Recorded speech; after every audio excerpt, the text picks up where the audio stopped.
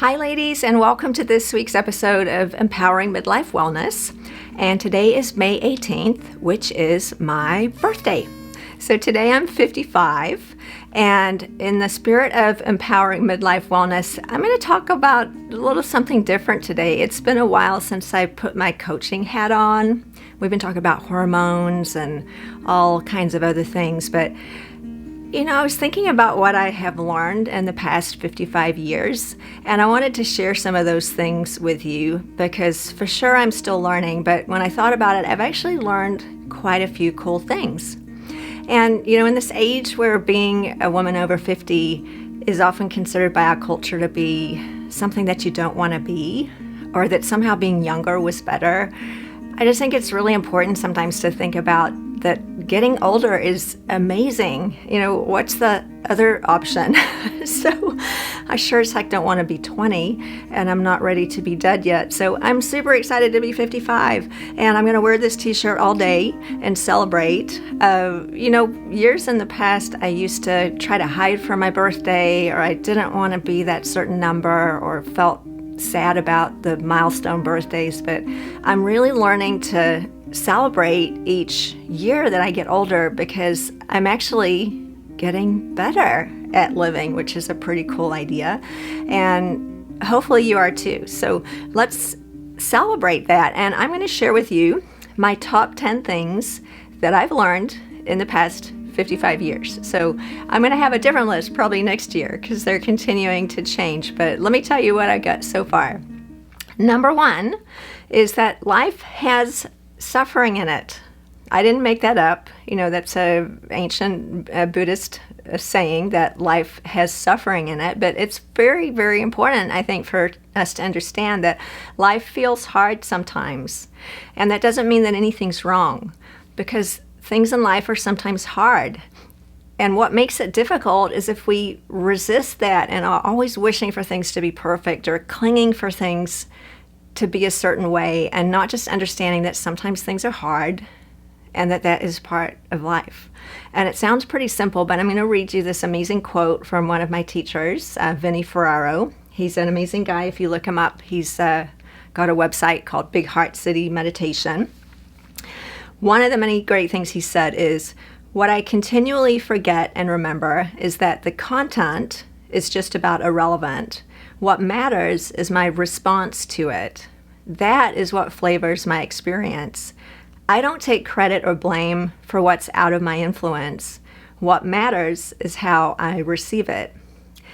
And that might sound kind of big and heavy, but it's just kind of good to remember, isn't it? That all this stuff is happening in the world, and a lot of it is really crappy. Sometimes it feels like the world's on fire, or it may feel like that even inside your own family or your job. I mean, for sure, all of us have stuff going on all the time that isn't what we prefer if we could have made the world a perfect place. But all we can do is change the way we receive it. And whether I suffer or not is simply a matter of how I choose to respond to what's coming at me, which is a pretty amazing concept, and in the category of simple but not easy. So I'm working on that one every day. But when you read the news or when you have stuff happen in your family that isn't the way you want it, we do have a choice about how to respond, and that ultimately is going to lead to whether I feel happy or whether I suffer. Pretty cool idea. That was number one. Number two goes along with that, which is to embrace impermanence. That sounds like a big one, but recognizing that nothing stays the same, and that wanting it to stay the same, clinging to things that cannot stay the same, like, for example, wanting to be 20 or to not have wrinkles or to not have gray hair or any of the things that we might wish to not change, that's what creates the suffering. It's not the getting older, it's the wishing we weren't getting older that creates the suffering. So trying to keep things the same when it's impossible for them to stay the same is such a, frankly, waste of energy that I've wasted a lot of energy on over the years. And I'm still doing it, but I'm starting to recognize it more. I think one of the things that makes that so vibrant in my daily life is having children. and talk about impermanence right in front of you, right? Just this weekend, I was looking at some of those photos of when the kids were little, because mine are now teenagers and doing what teenagers do, which is not necessarily to spend all day celebrating my birthday like they used to when they were, 5 to 10 years old. And at the time, I didn't recognize impermanence. And, I think I probably didn't think about it much at all, but some part of me thought it would always be that way. And because of that, I didn't appreciate it enough.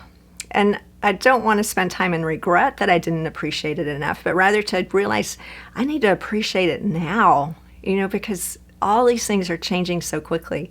So impermanence is really beautiful, because if something's not the way you want it, or you're suffering, that is not going to stay that way. It's not the end of the story. If you're suffering, it's not going to stay that way. It will change, which is great, right? On the other hand, if something's really wonderful, it's also not going to stay that way. And that's not a pessimistic idea, but rather a call to just absolutely make the most out of every moment that's good, because it's fleeting. All of this is going to change. So embracing impermanence doesn't have to be a pessimistic idea at all. In fact, I think it's the opposite. So, number 3, I'm learning to not take things so personally. My brain is just full of stories, and the way I see the world is through a very small lens that certainly doesn't represent all of reality, because it was caused by the way I grew up and my culture and some of its legacy from my ancestors.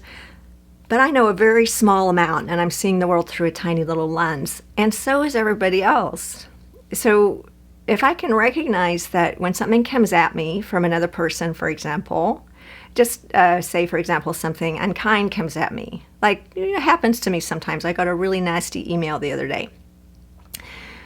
I actually didn't take it personally. I didn't get triggered at all, because I could see in that email the suffering of the other person, and that they were just operating through a different lens, a different perspective, and it had nothing to do with me. It was all about them. They were telling me something about themselves, but it certainly wasn't telling me anything about me. So that's been a really helpful idea, just to create less suffering for myself when something comes at me from another person that's not something that I would prefer.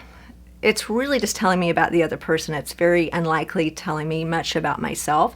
Now, maybe it's giving me some feedback that I can use to change, but not to take it all so personally, because I promise it's not all about me. The world is not happening to me.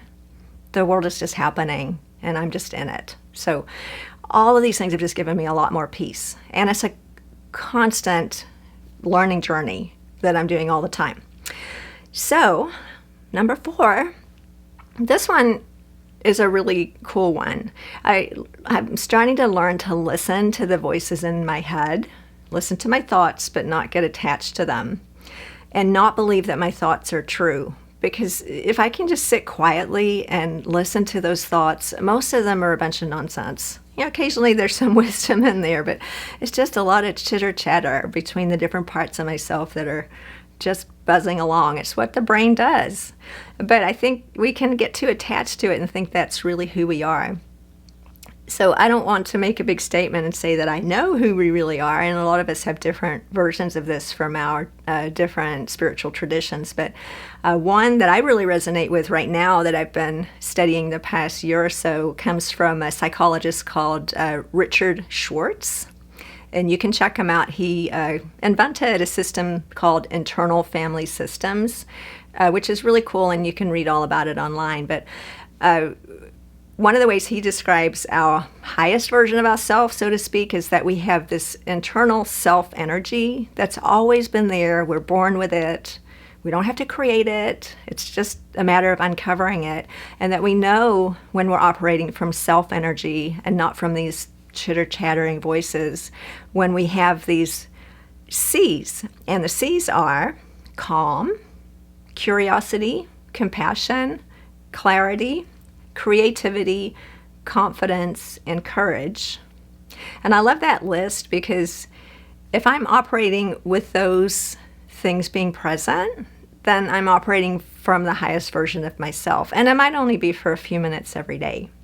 But I can also notice when I'm not operating from that state, if I'm not calm, or I'm not feeling curious, I'm sure I'm right, and I'm just digging my heels in, or I'm not feeling compassionate, I'm not caring about another person or myself, or I feel muddled, I'm not clear, or I feel shy, I'm not feeling confident, then I know I'm not operating from that best version of myself, and I can hopefully bring myself online, go somewhere quiet, and try to bring some of that self-energy forward, because whenever I do that, I've learned I make better decisions and I create more happiness for myself and others. So that's a cool one.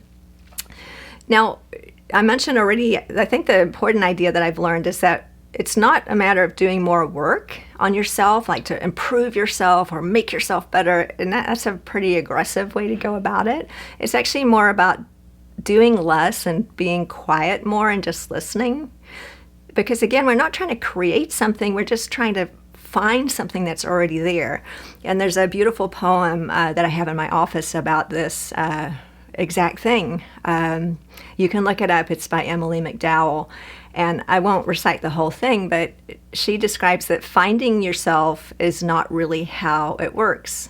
You're not a $10 bill in an old winter coat pocket. I love that saying. You're already there. It's a matter of uncovering what's already there, what was put there after you came into the world, and uncovering the way you were before the world got its hands on you. And I'm not directly quoting the poem there, but just parts of it, so check it out. It's a beautiful poem, and we have it on the wall of my office as a daily reminder. So now we're halfway through. We're up to number 5. Speaking of curiosity, I am learning to not be so sure that I'm right about anything, because I'm really good at being right. I used to be so dug in about being right about anything, but letting go of being right and living in wonder and being less afraid to say, hey, I was wrong about that, or accepting a new idea just allows me to grow. And it also is a lot more fun, because digging in and being right leads to conflict, and who wants that? So I'm learning to not take my opinions so seriously, just to lighten up a little bit, because God knows my opinions are just my opinions, and they're certainly not the capital T truth. So lightening up about being right brings a lot more happiness and peace to your life. So find lightness and humor in things. Maybe things are not quite so serious. And one of the ways that all of us know, because it's talked about so much, is having a gratitude practice. And that might just sound so cliched because everybody talks about it, but there's a really cool little gratitude practice that was offered to me that I would like to share with you, because it just takes a couple minutes a day. So you wake up in the morning, before you get out of bed, take several big deep breaths before you even get up. Think of 3 things that you're grateful for, and there's a million choices. It might be as simple as that you've got comfy pillow, you've got a nice blanket, you're going to have some nice food that day, or the temperature in the room's nice, or you could go on and on. Once you've found those things, then feel into that feeling of gratitude. Really feel it. That takes about 30 seconds, and then set one intention for the day. An intention could be so many things. It may be to ingest foods that are healthy for you, to get some exercise, to be kind to a stranger for no reason, to speak with a soft tone. I mean, you could go on and on about what your intentions might be. And then to, stick to it throughout the day. And that's such a fun practice. And the end of the practice, the suggestion is to turn up the corners of your mouth. Just create a real or fake smile. And that is a really cool brain hack, because when we smile, even if we don't really want to, if it's a fake smile, that also works. It actually has been shown to create serotonin in our brain, which, as most of us know, is a hormone that makes us feel happy. So turning up the corners of your mouth is one of the best ways to feel happy. Super simple, so give it a try. Okay, number 6. This one might sound really simple, but it's all about how acting and speaking in alignment with what I know is the right thing to do causes me to feel happy. And so in some spiritual traditions, they might call that karma.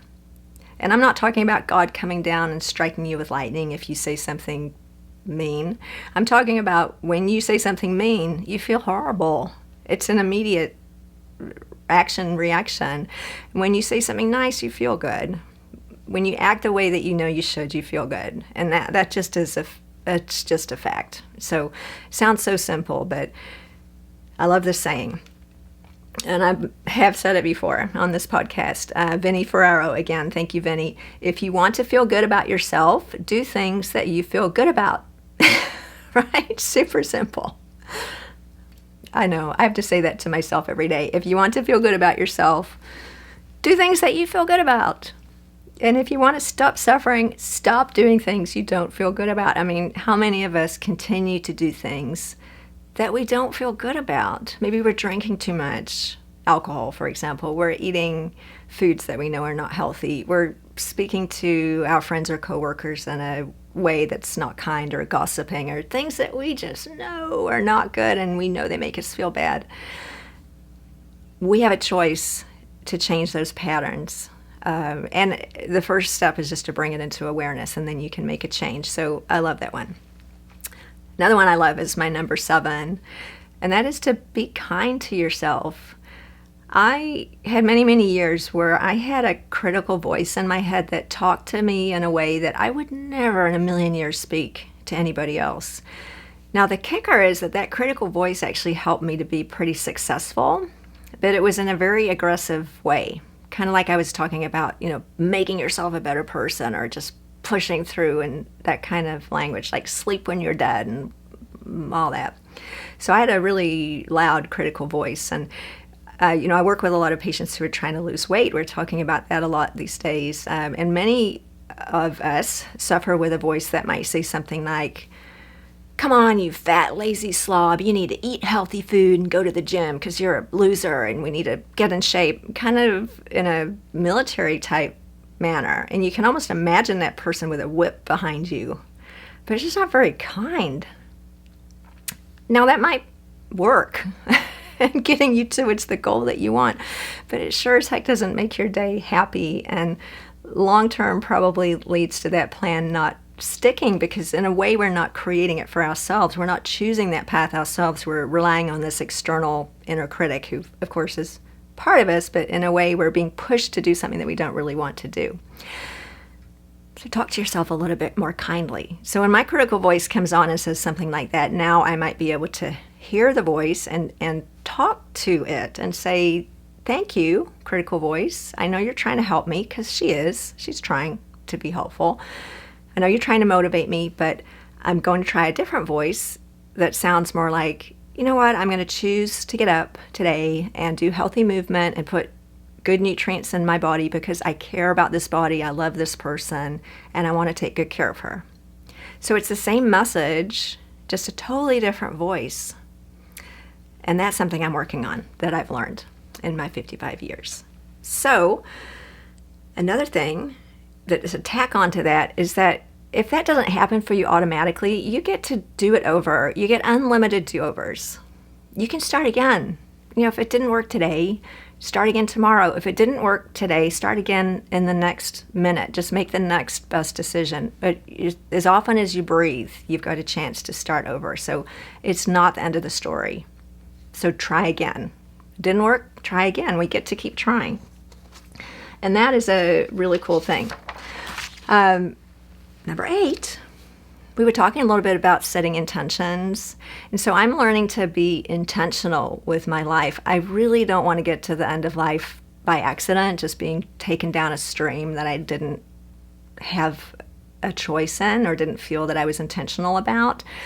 So how do we create these intentions? For me, it's an ongoing journey of learning to know what resonates with me, what makes me feel happy, what makes me suffer, and frankly, just doing more of the things that make me feel happy and less of the things that make me suffer, which sounds so simple, but again, going back to how often do we keep repeating behaviors that don't lead to happiness and lead to suffering? So that can happen accidentally if we don't every day set an intention. That's why I love that practice of waking up every day and just setting an intention and trying to stick to it. And that is a habit that you can create very easily that will lead you to have a life that's intentional.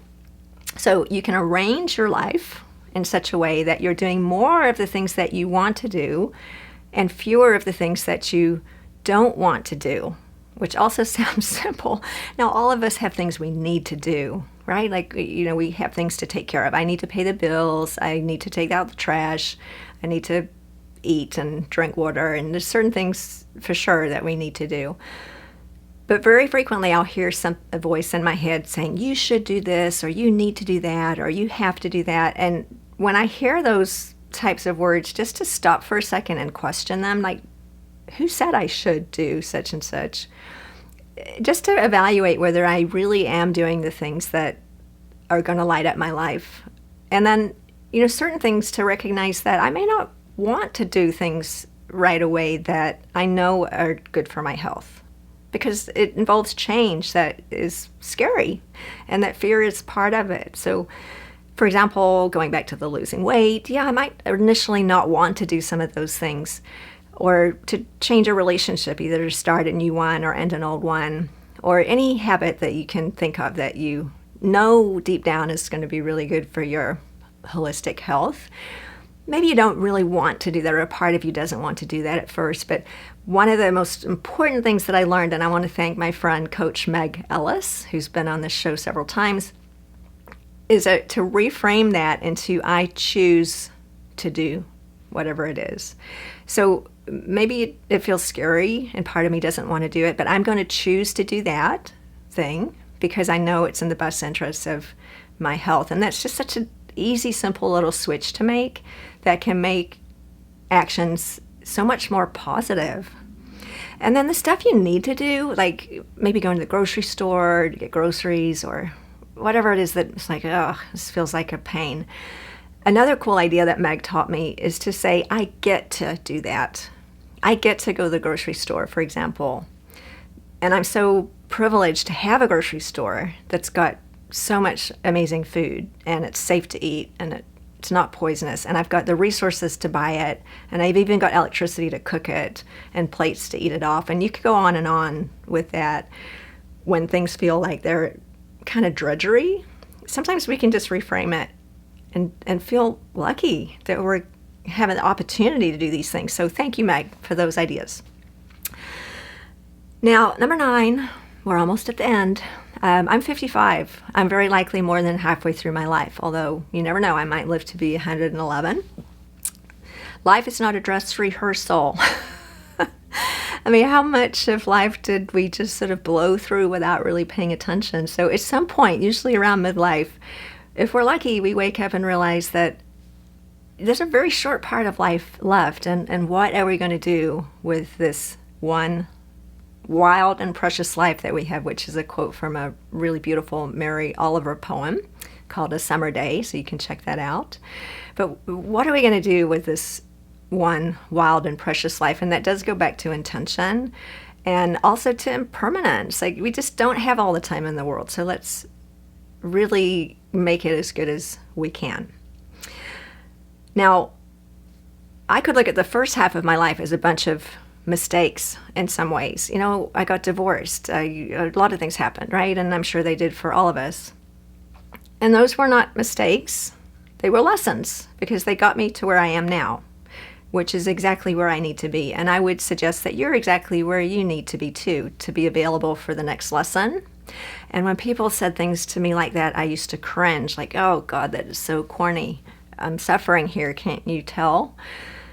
And you might be, but that doesn't mean that you're not in the right place. So that really resonates with me. And the first half of my life was learning a bunch of lessons that are going to allow me to live the second half of my life in the best way possible if I listen to the lessons that I was taught. So I'm really learning to reflect on those lessons so that I don't repeat the same things over and over again that are not going in a good direction. We don't have to call them mistakes, but if we're repeating the same things over and over that are leading to harm or to suffering, it's a really good idea.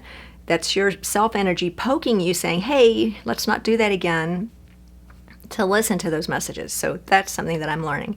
And number 10, last but not least, I have learned that when I'm feeling down, or if I want to be happy, that being kind or generous to someone else is really the root of what we're here for. And I don't claim to know the purpose of life, but I'm pretty sure it has something to do with service. So if I'm just feeling depressed and crappy and self-absorbed, if I can get myself up and say something kind to somebody or do something kind for another person, immediately I feel better. I benefit not only from the generosity, but from getting out of my own self-centeredness, and then the other person benefits as well. Pretty simple and so easy to do. Doesn't have to be anything grandiose, just the littlest thing. And that is what I have learned in my 55 years. So if you like this episode today, please subscribe, share with your friends. I'd love to hear your comments about what you've learned in your so many years. And as your birthday's coming up this year, I invite you to celebrate. Don't hide it. There's no reason to be ashamed of getting older. In fact, getting older is absolutely the best thing, and what is the alternative? So I can't wait to see you next week.